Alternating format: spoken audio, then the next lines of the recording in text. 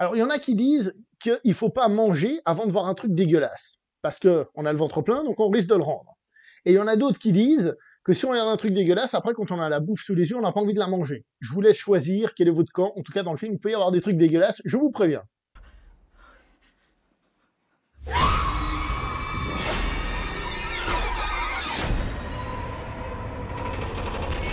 Mon Dieu, les images, je les ai même pas lancées, vous les avez vues. Le film est donc réalisé par Eli Roth, si vous préférez le prononcer plus à l'anglaise, en fonction de si on dit le nom à la manière originale du nom à l'américaine, on s'en fout, c'est réalisé par ce monsieur que vous connaissez sans doute, entre autres pour Hostel, pour Cabin Fever, par exemple, réalisateur connu pour faire justement, on va dire, d'une certaine manière, d'épicerie violente, hein.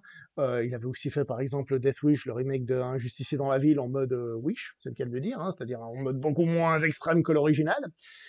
Et il nous vient avec ce film. Alors, j'ai vu le film avant de savoir ce que je vais vous dire, et ce que je vais vous dire a confirmé tout ce que j'ai pensé du film. J'ai fait, ah bah voilà, tout s'explique.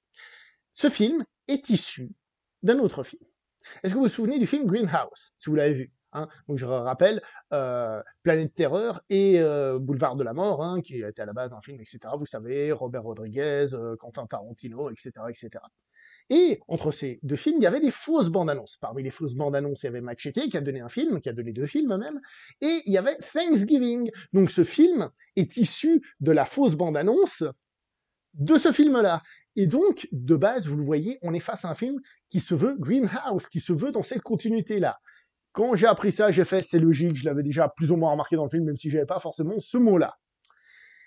Qu'est-ce que nous avons comme film? Nous avons un slasher relativement basique, hein, mais qui va se moquer et rigoler du truc. Un peu comme une parodie. Vous me dites, mais en fait, tu parles de Scream. Scream avait déjà fait ça, en effet, mais disons que s'il y a le slasher, le néo-slasher, Scream par exemple, hein, c'est celui qui a lancé ce qu'on appelle le néo-slasher, là on est dans le néo-slasher, on en a parlé un petit peu quand on a fait la vidéo sur la saga Halloween, hein, que vous pouvez d'ailleurs aller consulter, hein, que justement on a une nouvelle génération de slashers, et qui vont encore plus loin dans la déconstruction du genre, dans la comédie par rapport au genre. Et quand vous voyez ce que je vous ai dit sur l'origine, c'est logique. Je vous donne un exemple. Ce film est rempli de comédie. Je vous donne un exemple. La scène d'intro, c'est le plan d'introduction d'Halloween. Halloween de John Carpenter. Commence avec ce plan devant la maison et tout. Et tout de suite, boum, ça coupe et le gars, en fait, il sonne à la porte et puis c'est quelqu'un d'autre. Voilà. Ça, c'est l'intro du film. C'est vraiment le tout début. Et on a déjà beaucoup de choses qui sont là-dedans. Le film va faire énormément de références à d'autres films d'épouvante, que ce soit Massacre à la tronçonneuse, que ce soit Halloween, que ce soit Zombie de George Romero, j'adore de Robert Romero, de George Romero. Il va faire plein de références comme ça, à gauche, à droite, parce que le film va vivre de par ses références, tout en étant globalement un slasher assez classique, avec un tueur, avec un costume d'ailleurs un peu ridicule, c'est fait exprès, au nom de Thanksgiving, la semaine de la terreur en français, je profite déjà, parenthèse, un peu à la manière de Halloween, vous vous souvenez, Halloween, quand il est sorti, les gens ne savaient pas trop ce que c'était qu'Halloween chez nous, donc ils avaient rajouté la nuit des masques. Bah là, on a un autre sous-titre, c'est la semaine de la terreur, si je ne me trompe pas. Il faut savoir que dans certains pays, le film est sorti sous le nom Black Friday. Et ouais, parce que en ce moment, c'est plus connu le Black Friday. Ça s'est un petit peu plus imposé en force. Thanksgiving, on en a entendu parler, mais qu'est-ce que c'est exactement Thanksgiving? Et d'ailleurs, c'est assez rigolo, hein. Thanksgiving, pour ceux qui savent pas, alors en gros, c'était des colons anglo-saxons, on va dire, qui s'étaient installés aux États-Unis et qui ont galéré pendant l'hiver, ils ont souffert, et ils ont été aidés par les Amérindiens, qui leur ont donné à manger, etc., etc. Et en fait,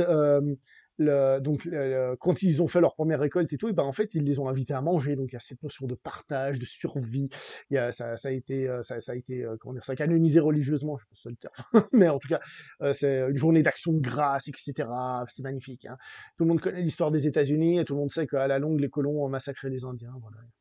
Magnifique, hein. Mais, c'est une défaite la plus importante aux États-Unis, avec un esprit, avec tout ce qui va avec. Même si après ils les ont massacrés, mais faites pas chier, s'il vous plaît, c'est une fête magnifique. Voilà ce que c'est Thanksgiving. Donc bref, je revenais donc Black Friday. D'ailleurs, le Black Friday est cité dans le film. C'est pour ça que c'est pas si fou que ça, en fait, comme titre. On aurait pu croire qu'ils ont tout prévu, les gars.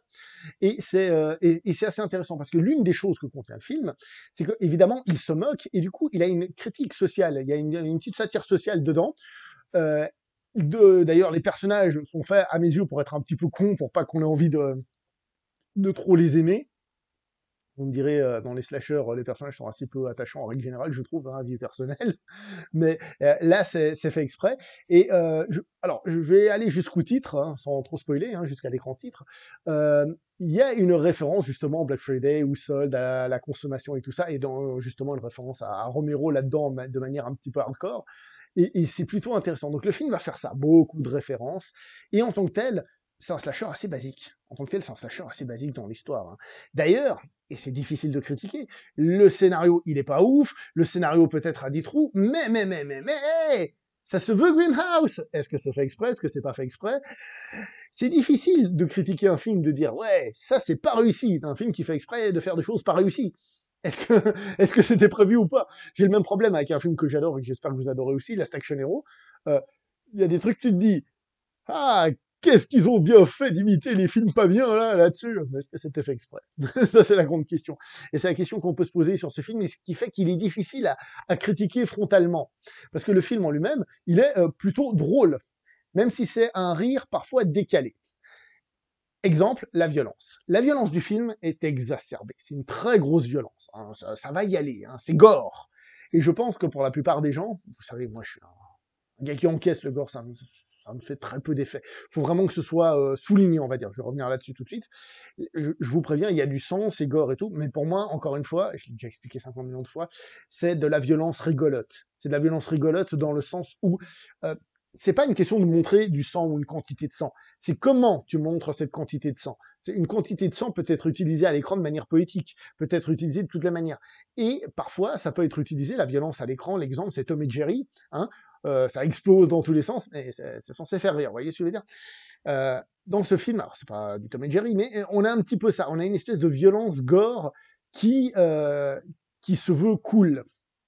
Cool pourquoi? Parce qu'elle n'est pas soulignée par une mise en scène particulière. Il n'y a pas, je sais pas, une musique en mode, vous savez, par exemple, les bourdonnements qu'on a beaucoup, avec des gros plans sur une personne en train de gueuler. Là, ce serait de la violence. Là, c'est plus fun. Mais, ça reste quand même hardcore. Pour certains spectateurs, je préfère prévenir, hein.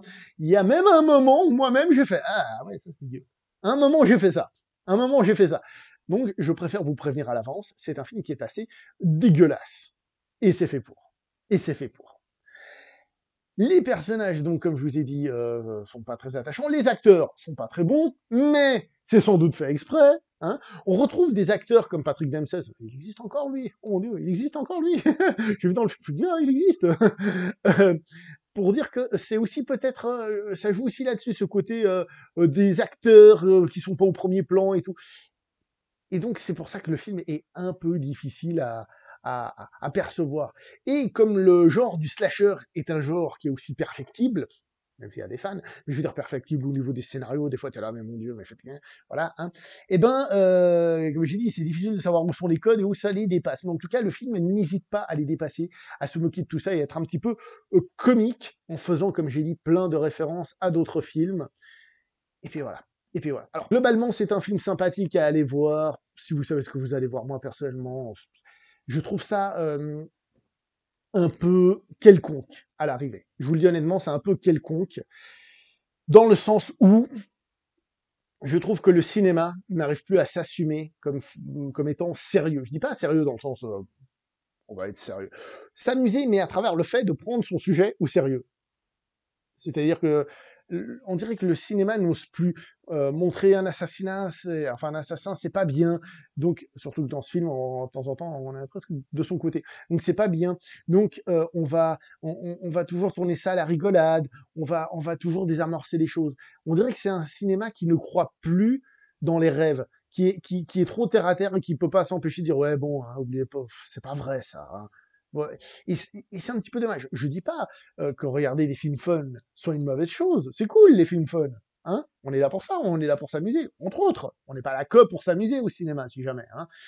Mais je trouve dommage qu'il y ait cette espèce de cinéma qui n'y croit plus. Que ce soit Marvel, que ce soit d'autres trucs, des films où on ne croit pas à l'épique, on ne croit plus aux héros, au sens large, hein, je parle pas que de ce film, aux héros et tout ça.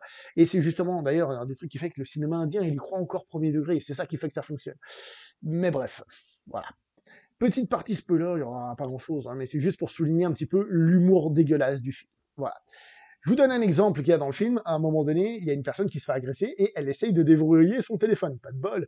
Son téléphone est plein de sang, donc, et elle n'arrive pas à le déverrouiller. Alors qu'il s'est fait reconnaissance faciale, mais pas de bol, elle s'est fait défigurer, donc ça marche pas non plus. Vous voyez, cet équilibre comico-violent, il est là-dedans, dans ce genre de scène. Là, par contre, c'est un gros spoil. Le tueur, je vais vous donner son identité dans 3, 2, 1.